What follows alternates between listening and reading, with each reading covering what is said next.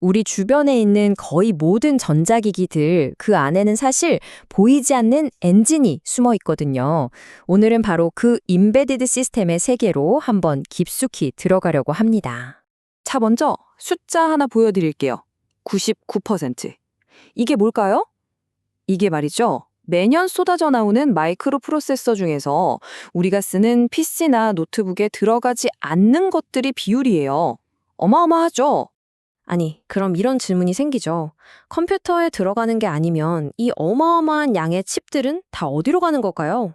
바로 임베디드 시스템이라는 곳에 들어갑니다. 여러분 손목에 있는 시계, 스마트폰, 자동차 브레이크 시스템, 군용 드론, 병원 모니터, 심지어는 토스터기 안에도요. 정말 상상할 수 있는 거의 모든 기기 안에서 아주 조용히 묵묵지 자기 일을 하는 그런 일꾼들이라고 생각하시면 돼요. 자, 그래서 오늘 우리가 함께 떠나볼 여정은 이렇습니다. 먼저 이 99%가 세상을 어떻게 움직이는지 보고 이걸 만드는 엔지니어들은 어떤 사람들인지, 그리고 그들이 쓰는 핵심 언어 C가 메모리를 어떻게 다루는지, 변수, 포인터, 구조체 같은 개념들을 쭉 훑어볼 거예요. 마지막엔 이 모든 게 AI 시대에 어떤 새로운 의미를 갖는지까지 알아보겠습니다. 자, 그럼 바로 시작해 볼까요? 자, 그럼 이런 대단한 시스템은 대체 누가 만드는 걸까요? 바로 임베디드 소프트웨어 엔지니어라고 불리는 분들입니다. 이분들은요, 그냥 모니터 앞에서 코드만 짜는 게 아니라 코드와 실제 물리적인 현실, 그 경계에서 직접 부딪히고 문제를 해결하는 아주 특별한 개발자들이라고 할 수 있죠. 그러니까 그냥 소프트웨어만 잘 만드는 게 아니라 하드웨어 자체에 대한 이해가 엄청나게 깊어야 해요. 내가 짠 코드가 실제 세상과 어떻게 상호작용하는지를 설계하고 만들고 테스트하는 모든 과정을 책임져야 하거든요. 이게 정말 쉽지 않은 일입니다. 이분들은 말 그대로 제약과의 싸움을 벌입니다. 일단 자원이 한정적이에요. 최대한 싸고 성능이 낮은 프로세서를 써야 하거든요. 그러니 코드 한 줄, 메모리 1바이트도 허투루 쓸 수가 없는 극한의 효율성이 필요하죠. 또 실시간으로 즉각 반응해야 하는 건 기본이고요. 제가 정말 재밌다고 생각하는 건 바로 이 노이즈와의 전쟁인데요. 눈에 보이지도 않는 전자파 간섭 때문에 갑자기 값이 바뀌는 이런 말도 안 되는 문제들까지 해결해야 한다는 겁니다. 그래서 이런 말이 있어요. PCB 회로 기판 설계는 그냥 선 긋는 게 아니라 노이즈와의 싸움에서 이기기 위한 예술이다. 정말 하드웨어랑 소프트웨어를 절대 떼어놓고 생각할 수가 없는 거죠. 엔지니어는 이 두 분야를 모두 통달한 마스터가 되어야만 합니다. 자, 이렇게 하드웨어를 정복하려면 제대로 된 도구가 필요하겠죠. 임베디드 시스템 세계에서 그 마스터 키 역할을 하는 도구는 정말 압도적으로 바로 C 언어입니다. 수많은 언어들 중에 왜 하필 C일까요? 가장 핵심적인 이유는 딱 하나예요. C 언어는 프로그래머가 컴퓨터의 메모리를 아주 직접적이고 또 세밀하게 제어할 수 있게 해주거든요. 이 메모리를 다룬다는 게 바로 하드웨어랑 대화하는 근본적인 방법이고요. 물리적인 장치를 제어해야 할 땐 이게 선택이 아니라 필수입니다. 그럼 C가 가진 힘의 원천을 이해하려면 메모리와의 관계부터 제대로 알아야 합니다. 자, 우리 아주 기초적인 개념부터 한번 시작해 볼까요? 바로 변수입니다.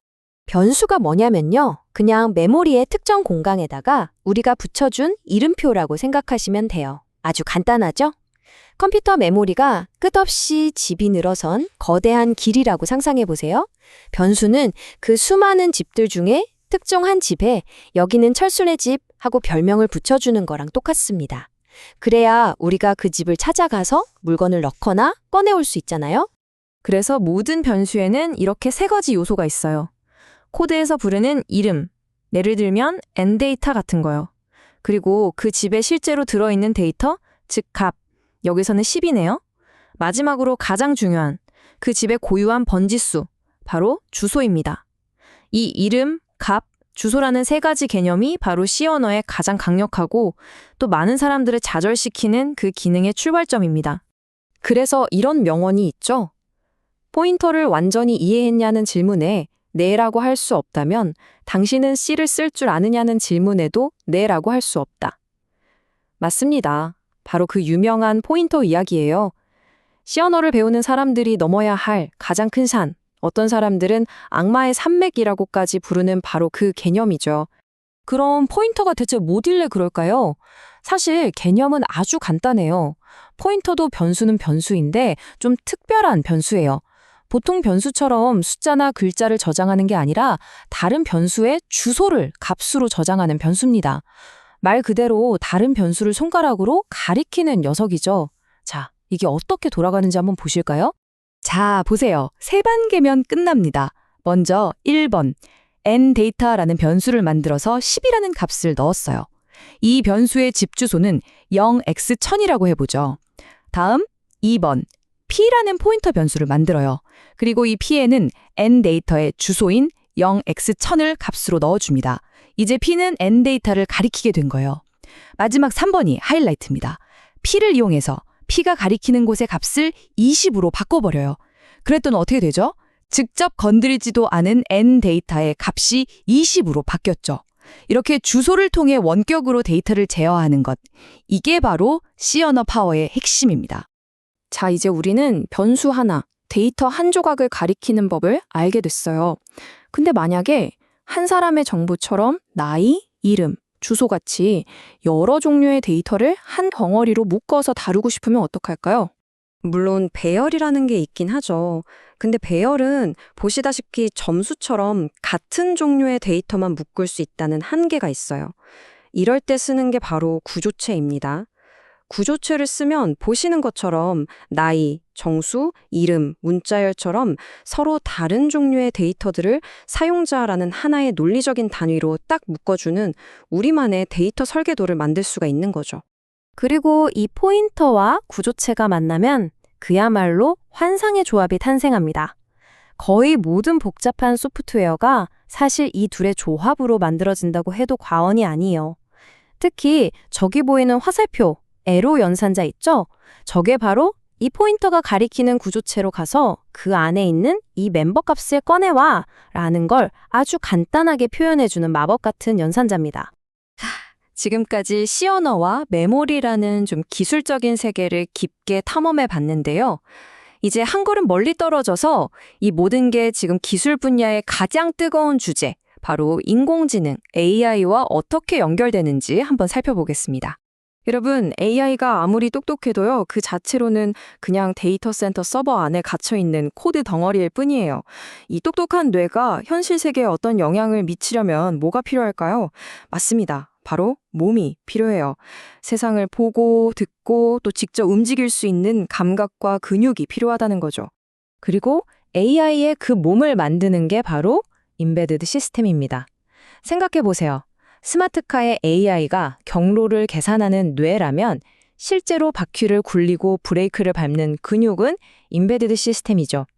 의료 AI가 질병을 진단하는 뇌라면 환자의 심박수를 재는 건 임베디드 센서고요. 심지어 AI가 고래 소리를 분석하려면 몇 년 동안 바닷속에서 그 소리를 녹음할 임베디드 장치가 필요한 겁니다. 결국 C 언어, 메모리, 하드웨어를 마스터한 엔지니어들이야말로 이 똑똑한 AI의 뇌에 진짜 손과 발을 달아주는 사람들이라는 겁니다. 그래서 AI가 뇌를 제공한다면 과연 누가 그 손과 눈과 귀를 만들어줄 것인가?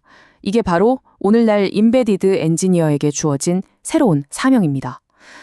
우리가 오늘 살펴본 C 언어, 포인터, 메모리 같은 개념들이 결코 오래된 기술이 아니라는 거죠. 오히려 다가올 지능형 미래의 물리적인 뼈대를 만드는 그 어느 때보다 중요한 기술이 된 겁니다. 여러분이 오늘 여기서 꼭 기억해 주셨으면 하는 건 이겁니다. 지금까지 보이지 않던 그 99%의 세계가 이제 AI 시대를 맞아 세상의 중심으로 나오고 있다는 사실 말이죠.